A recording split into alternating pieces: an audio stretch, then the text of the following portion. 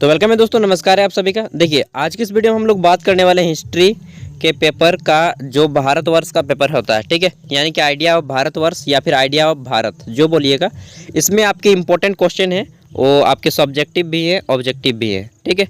यानी कि आपके लॉन्ग आंसर टाइप भी हैं, शॉर्ट आंसर टाइप भी हैं और 1 मार्क्स वाले भी हैं। तो चलिए देख लेते हैं। इससे बाहर मुझे नहीं लगता कि एग्जाम में एक भी क्वेश्चन आएगा, मतलब आ भी सकता है, लेकिन ज़रूर यहाँ के आपके 3, 4, 5 क्वेश्चन तक टच कर जाएंगे, ठीक है। चलिए देख लेते हैं पहला क्वेश्चन, जो कि MJ1 में पूछा जाता है, मेजर पेपर 1 में। पहला है, वेदों की संख्या कितनी है? राइट आंसर हो जाएगा 4, ऋग्वेद, सामवेद, यजुर्वेद और अथर्ववेद, ठीक है। अगला है, किस ग्रंथ में 64 लिपियों का वर्णन मिलता है? तो दोस्तों ललित विस्तर में जो है, ललित विस्तर एक सूत्र है, एक किताब है बहुत मोटा, उस ग्रंथ में जो है 64 प्रकार की लिपियों का वर्णन मिलता है। जैसे कि देवनागरी लिपि हो गया, खरोष्ठी लिपि हो गया, ठीक है। उसके बाद फारसी लिपि हो गया, बहुत सारी लिपि हैं, गुरुमुखी लिपि हो गया। आगे देख लेते हैं। अगला है, सबसे प्राचीन दर्शन कौन सा है? तो वेदांत दर्शन सबसे प्राचीन दर्शन माना जाता है, ठीक है। नेक्स्ट है, अष्टांग संग्रह।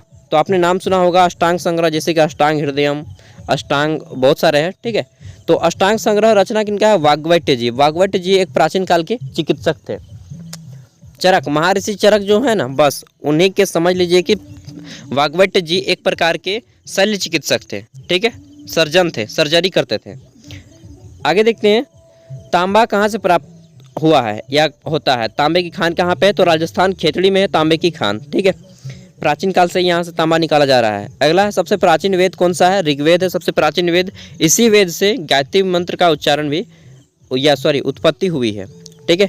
अगला है, भारत का नाम जो है, भारत देश का नाम किसके नाम पर रखा गया है? तो दोस्तों भरत राजा के नाम पर रखा गया है, राजा भरत के नाम पर।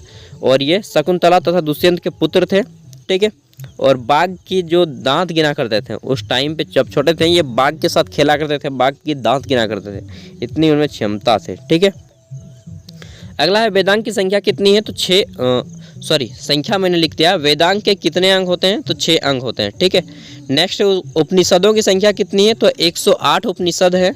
जैन धर्म के प्रवर्तक कौन है? महावीर स्वामी। बौद्ध धर्म के प्रवर्तक कौन है? गौतम बुद्ध। पुराणों की संख्या है 18, जैसे गरुड़ पुराण हो गया, मत्स्य पुराण हो गया, वायु पुराण हो गया, विष्णु पुराण हो गया, ठीक है।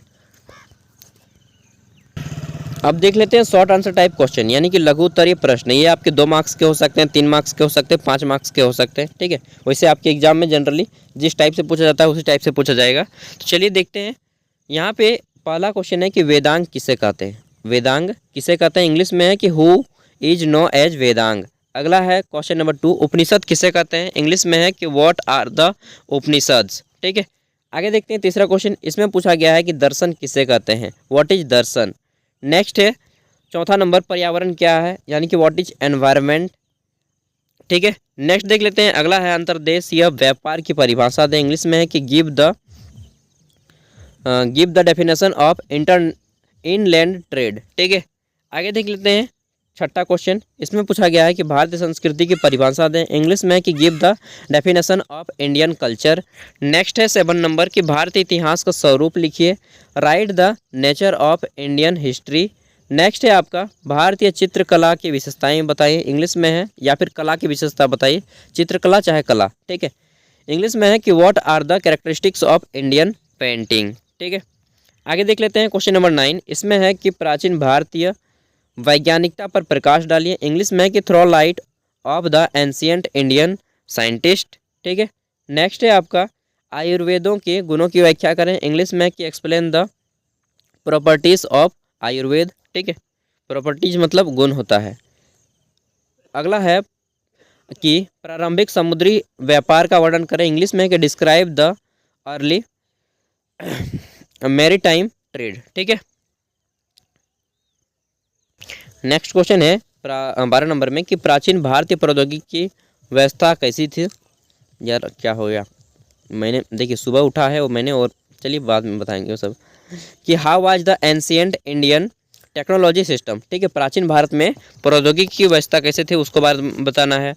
अगला क्वेश्चन है कि भारतीय कृषि और कृषक से क्या तात्पर्य है, स्पष्ट करें। इंग्लिश में है कि explain what is mean by Indian agriculture and cultivator, ठीक है। कल्टीवेटर मतलब होता है कृषक और कल्टीवेशन मतलब होता है खेती, या कृषि। आगे देख लेते हैं। तो क्वेश्चन है कि जनपद व्यवस्था पर प्रकाश डालिए। ठीक है, इंग्लिश कुछ नहीं, ये बच्चा लोग को पढ़ा रहे हैं थोड़ा सा।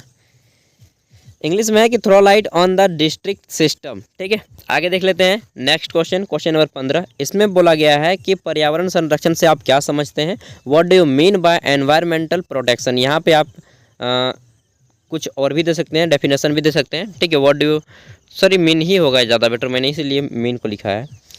देखिए इंग्लिश में थोड़ा सा अगर कहीं दिक्कत हो जाए तो बोलिएगा यार, क्योंकि मैंने पूरी पढ़ाई जो है सरकारी स्कूल से किया है और मेरा थोड़ा इंग्लिश जो है मुझे लगता है कि उतना मजबूत नहीं है जितना कि एक इंग्लिश मीडियम के बच्चे के स्ट्रॉन्ग का होता है। ठीक है, 16 नंबर में है कि उपनिषद काल की आर्थिक व्यवस्था को लिखे। इंग्लिश में है कि right the economic system of Upanishad period. ठीक है, आगे देख लेते हैं 17 नंबर क्वेश्चन। इसमें है कि गणतंत्रात्मक शासन का महत्व बताएं। इंग्लिश में है कि स्टेट इम्पोर्टेंट ऑफ रिपब्लिसिज्म। ठीक है, तो ये हो गए आपके क्वेश्चन 17 जो कि लघु उत्तरीय हैं। दोस्तों मुझे आज जो प्रश्न देते हुए मैं बता दूं कि 90% चांस है कि आपके 5 क्वेश्चन तो जरूर टच करेंगे यार। ठीक है, आगे देख लेते हैं।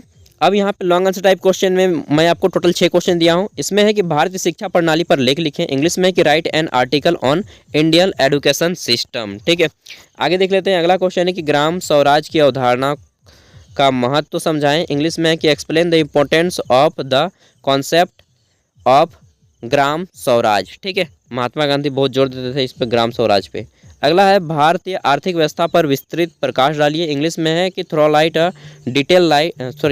Throw a detail light on Indian economic system. ठीक है, चौथा है वैदिक काल में विज्ञान एवं प्रौद्योगिकी की विवेचना कीजिए। इंग्लिश में है कि discuss science and technology in वैदिक एज या वैदिक पीरियड, जो भी आप लोग बोल सकते हैं। अगला है 5 नंबर की भारतीय दर्शन के मूल तत्वों पर प्रकाश डालिए। इंग्लिश में है कि throw light on the basic element of Indian philosophy. ठीक है, और अंतिम क्वेश्चन है कि पुरातात्विक स्रोत प्राचीन भारतीय लेखन में कैसे हमारी सहायता करते हैं, विस्तृत वर्णन करें। इंग्लिश में है कि explain in detail how archaeological source help us in writing ancient Indian history. तो दोस्तों इस टाइप से आपके क्वेश्चन आएंगे। ठीक है, उम्मीद है कि आज का क्वेश्चन बहुत ज़्यादा भिड़ जाएगा आपके जो एग्ज़ाम आने वाला है। ठीक है, और चलिए ऑल द बेस्ट। तो देखिए मैं उठा हूँ सुबह और मॉर्निंग वॉक पे जैसा ही आपके लिए वीडियो रेडी कर दिया यार। देखिए मैं यहाँ पे एक चीज़ बोलूँगा कि आपको ये सारी चीज़ें 3 घंटे के अंदर कंप्लीट करने कैसे, आपको सभी टॉपिक पे ज़्यादा नहीं 30 से 50 शब्द लिखने। कितने? 30 से 50 शब्द। एक छोटा सा नोट लीजिए, तुरंत बनाइए। 3 घंटा के अंदर सोच लीजिए कि मुझे यहीं पे एग्ज़ाम दे रहा है। आप जितना भी काम है दुनिया भर का काम भूल जाइए यार, बस 3 घंटा आप स्पेस ले लीजिए प्लीज़ यार, और एग्ज़ाम देने से पहले एक बार ट्राई कर लीजिए। डेफिनेटली आपका दोस्तों बहुत ज़्यादा बेनिफिट होगा। ठीक है, बाय, मिलते हैं। इसके लिए मैं आज 12 बजे रात तक जग के लिखा हूँ यार। आप लोग की कमेंट देख के मुझे दया आ गया। ठीक है, मिलते हैं अगली वीडियो में, तब तक के लिए बाय। और मैं पहले वीडियो नहीं बना पाया दोस्तों, मुझे फीवर हो गया था, बुखार आ गया था, इसलिए मैं नहीं पहले वीडियो बना पाया। बात को समझा करेंगे। ठीक है, बाय।